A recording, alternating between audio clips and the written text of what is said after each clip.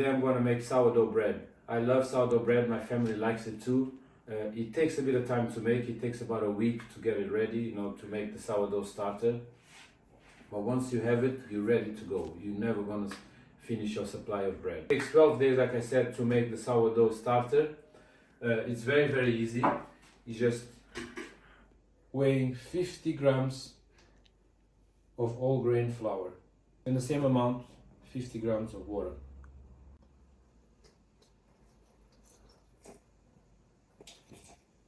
Mix it well. This is what you want to be, like thick. Once you have the starter, the beginning ready, you're gonna store it in a nice warm place. And I'm gonna show you the next step.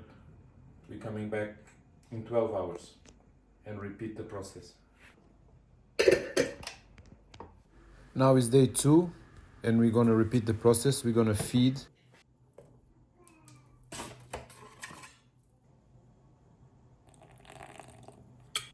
And mix it well until the flour and water are well incorporated.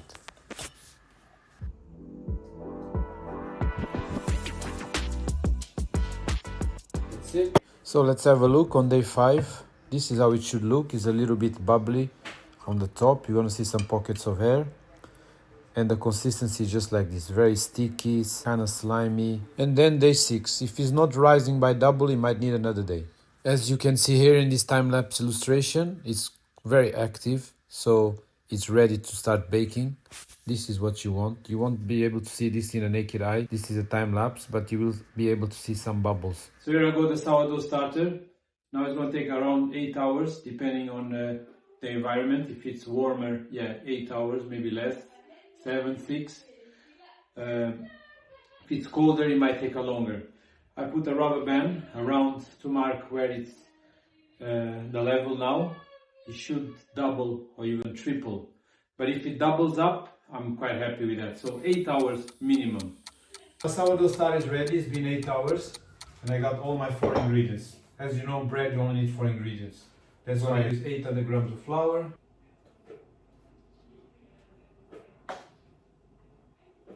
10 grams of sea salt or water, 320 grams of sourdough starter.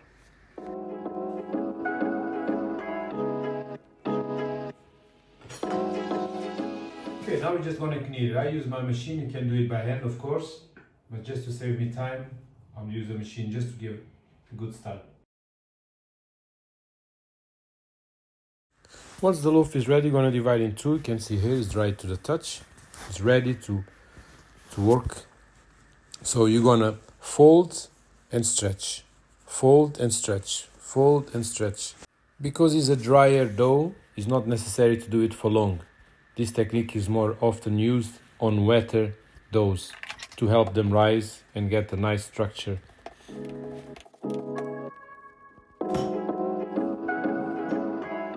Alright, once it's done, you're going to add into a form. Make sure you put some flour so you don't get stuck. And here I have a basket. I only have one, that's why I use a glass. I've sprayed some oil into the glass bowl. It works really well. It prevents it from getting stuck. And you're going to insert it. I'm going to cover it. And I'm going to rest for 2 hours. Yeah, the bread is finished proofing. It's doubled in size. That's what you want. Once you get that done, we're going to get into baking. I'm preheating the oven to 233 degrees and I'm going to use 2 methods to bake these 2 bread loaves. One method is going to be to bake in a Dutch oven, which is a custom iron pot. I'm going to put it inside.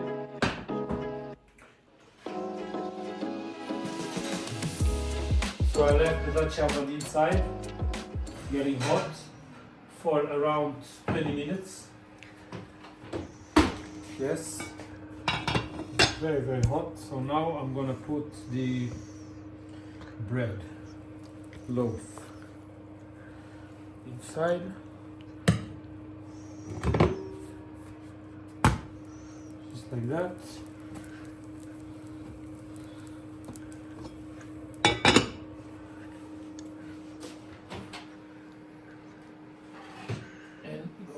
oven for around 25 to 35 minutes. Yeah, it's been 25 minutes. Now I'm just gonna remove the lid and put back for another 25 minutes. As you can see, still not fully baked. 25 more minutes. The time is finished. Let's take it out from the oven. Yes, and we're gonna put it. Look at that. Because it's all grain, it doesn't rise that much. If I would have used some more white flour, you would have get more lighter to be able to rise higher. So this one is all grain bread. They tend to be more dense, but yeah, very much filling and full of fiber. That good stuff. So now we're gonna do the other one. A tray. Can take the tray out. Here I got my loaf. Just gonna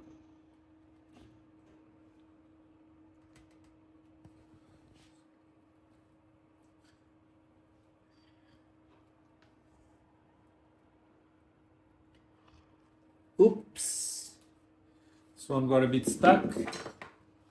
Next time I need to put more. Just do a little cut here. Yes, into the oven.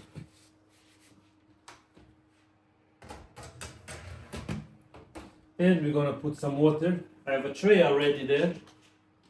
And we're gonna add.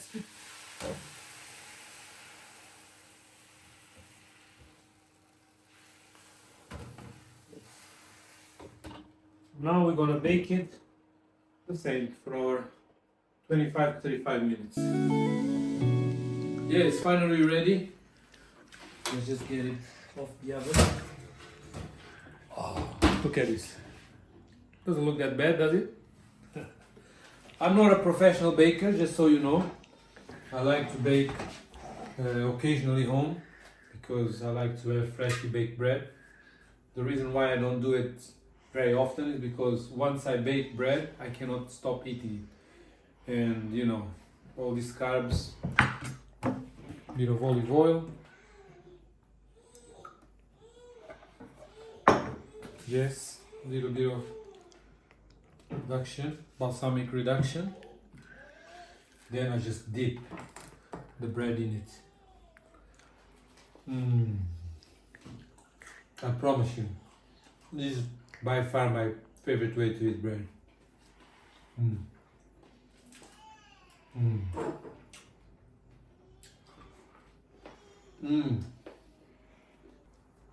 Here you have it. 2 loaves, 2 different baking methods. Sourdough. Try it out. If you don't like the bread to be so dense and heavy, just use a more refined flour and it will be as good. So thank you for watching, and I hope I open your horizon to start doing home baking of sourdough, because I know I have, and it's been really nice and rewarding. Okay, bye bye now. Yeah, and I almost forget, like, comment and subscribe. It really helps me with the algorithm. Just give me a like if you're not the type of person to comment on videos.